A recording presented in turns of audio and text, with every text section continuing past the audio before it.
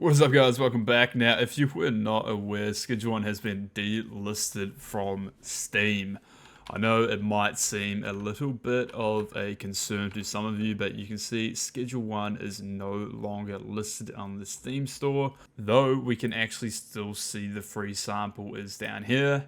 And just to show that I do have this in my library, and Schedule 1 is not showing, there you have it. Now, guys, this comes from an announcement from Tyler, who is the creator of Schedule 1. He has posted on Twitter to anyone in Australia. You might have noticed Schedule 1 is hidden on Steam. Don't worry, the game hasn't been banned, but it turns out all games sold in Australia need to receive a classification/age rating.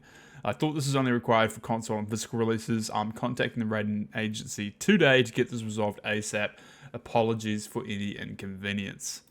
So when I read this, I immediately thought, okay, so Schedule 1 isn't being playable from Steam, but as you can see, we are now booting up Schedule 1. Now, as we load into the game, this raises a lot of questions, especially for some Australian users. Will Schedule 1 beat the ratings agency and get a classification, or will it face a similar fate to some other banned Australian games? Now, guys, if you weren't aware, the list of banned video games in Australia is actually rather extensive, guys. We have the original date of classification starting all the way from 2024, and let me just show you this list of banned games in Australia. It goes down quite a bit, and there are some honorable mentions that share a lot of similarities to Schedule 1. A game called Sludge Life, which is an open world adventure game based on graffiti, parkour, and urban culture. Initially equipped with nothing more than a spray can and a laptop, the player must climb to find preset locations for tagging in order to further explore the environment. Guys, this game is a Unity-based engine game, and it has been banned outright in Australia due to the reason of banned for drug use related incentives and rewards. The game is not available for purchase within Australia via the online Steam store, and keys for it cannot be redeemed as of 2024. Now, there are some honorable honorable mentions, such as Hotline Miami 2 has been banned in Australia due to a obscene amount of violence. Now, it is claimed there has been some R18 violence that have been shown in this game that is the cause of this ban, but guys, this is a pretty popular title. And as of 2022, both games in this series have sold over 5 million units combined across several platforms.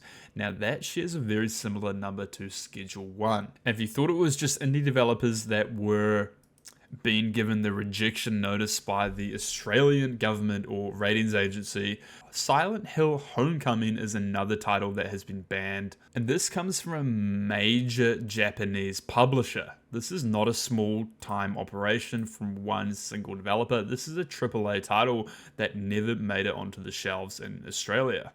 Now, of course, other games such as State of Decay, Saints Row 4, and South Park Stick of Truth, these are all massive titles that never saw the light of day in Australia.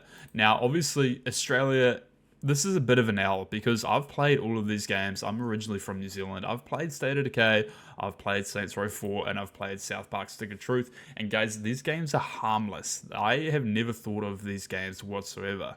It's funny how we'll see games like State of Decay on the banned list, but yet the Modern Warfare 2 with the infamous airport scene will remain unbanned. I think this whole system is backwards, and it represents a pretty negative narrative that's going on in their country right now. And as a resident of Australia, it pretty rings truth just to how things are.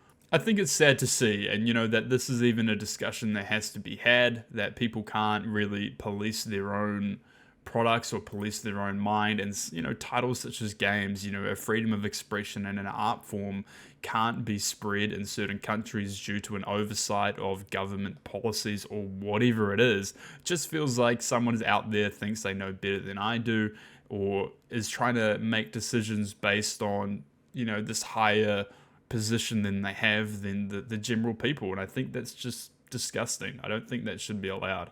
Here we go. I'm not trying to make this a politics video. I'm just saying Schedule 1 at the moment is not listed on the Steam store. which is, you know, I think that's a bit of a shame to have such a beautiful masterpiece taken off the Steam store due to something like this is sad, you know, and I feel sorry for Tyler, even though he's probably made an absolute bag from the game. To have his game now not advertised in Australia due to an agency or a rating agency that will, you know, suppress games like South Park, I think that's just a bit backwards. And, you know, if I was Tyler, I'd be setting my eyes on the coast of Dubai or one of these more progressive, or I should say just more free countries where, you know, you're not constrained by the law or silly little things like this where, you know, I don't know, you're just free to be who you are.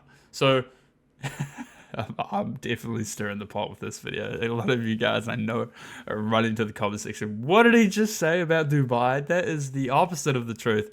But I'm just saying, you know, this is a bit of a travesty, and it sucks that this is even on the radar.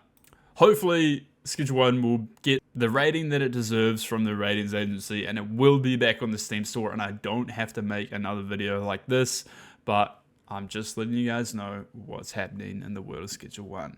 Thank you so much for watching. If you enjoyed the video, like, comment, subscribe down below, and of course, guys, I will see you next time. Much love from me to you, kisses.